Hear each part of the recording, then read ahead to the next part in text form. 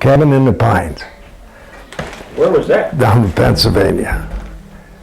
Another, Huh? 3 Point. Yeah, but they call it 3 Point?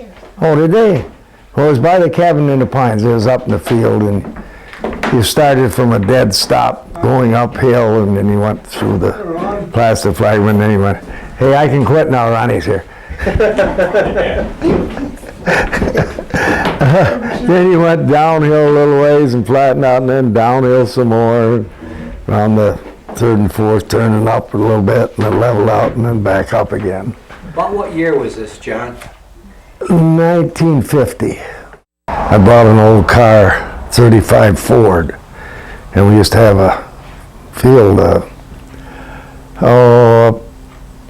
come up out of Asheville up there in the country someplace, and the farmer had a field he let us play on, and so I took this Ford up there, and didn't have any intentions of racing, and gosh, I was beating most everybody. And they said, well, we're racing down the Cabin in the Pines, or 3 Point, whatever, and doing pretty good. I'll come down and try it, so I did. Had a flat tire the first week, I put the spare on for the next week, and I think it won the feature.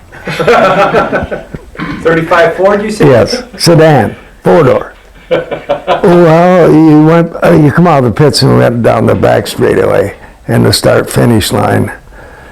And then there was this bridge over the creek in 1 and 2 turn, and you went up grade a little bit for the back straightaway, and that was pretty level. And then third and fourth turn, you went downhill to the front straightaway.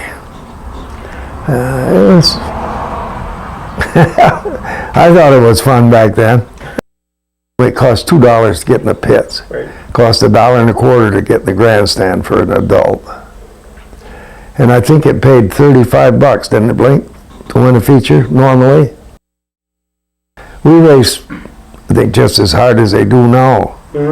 But after it was over with, we were all friends, and somebody built a fire, we'd have some hot dogs and some drinks, and or go to somebody's house and have hot dogs, and we were all pretty much friends. And if somebody's car broke down, you helped them out, or they helped you out. But if he wasn't in the money, he'd roll it over. He'd get $5 for that. Oh, is that right? So he was guaranteed $5 every day.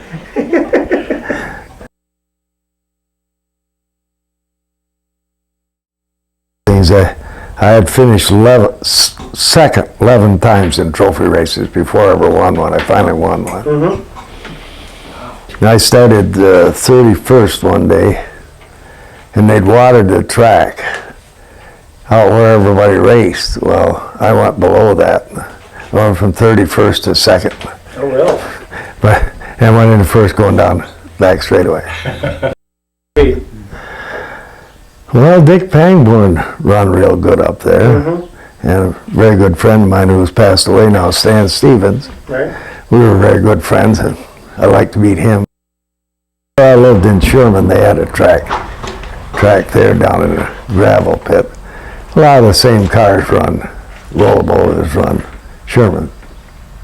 Was there money difference so that you might go to one over the other? I don't think so. Paid about $35 to win. John, Rollerball ran on Sunday afternoons. When did Sherman run? Thursday night.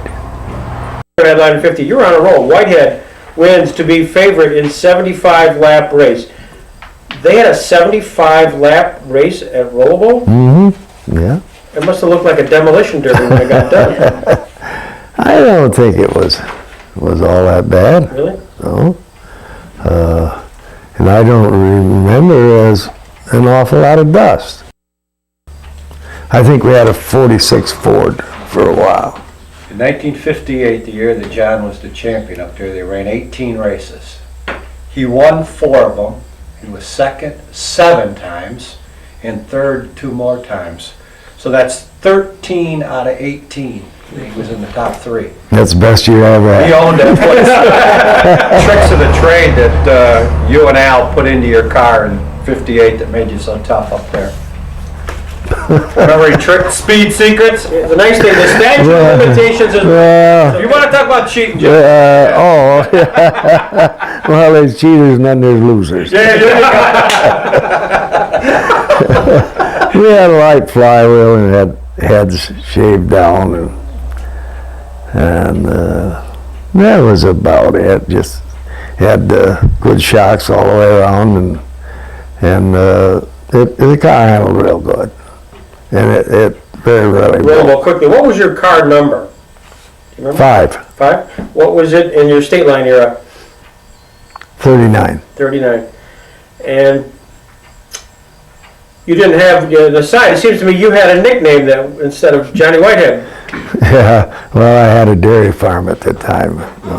Was a flying farmer. Flying farmer. Did you name yourself, John, or did some announcer label you? I didn't name myself, but being a farmer, it was. And sometimes I went up in the air and come down on my roof, so that's where the flying come down. So that happened, huh? Yes.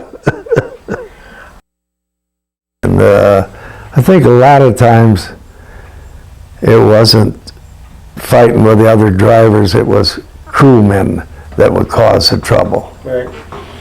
Once in a while, the drivers got. For 1959, which was the last race for 1959, was Whitehead wins at Rolla Bowl. John Whitehead and Ray Groves staged a neck-and-neck battle for the honors in the feature at Rolla Bowl Sunday. Whitehead took control in the 4th lap and finished first with Groves right on his bumper. And that happened to be the last race in 1959. Oh, okay. So it happened the last race where the Vignettes actually operated the track. Oh, I think they had it the next year, didn't they? Well, actually, Blinky and Blinky would know. Dick sort of ran that track the next year, which Okay. comes into important because the last guy who won the last race at Rolla Bowl is going to be, we'll talk to shortly. So you actually won the last race under the McNick regime. Oh, He won the last race under the Litzinger regime. yeah. I don't know what that means for anything, but We're both has-beens.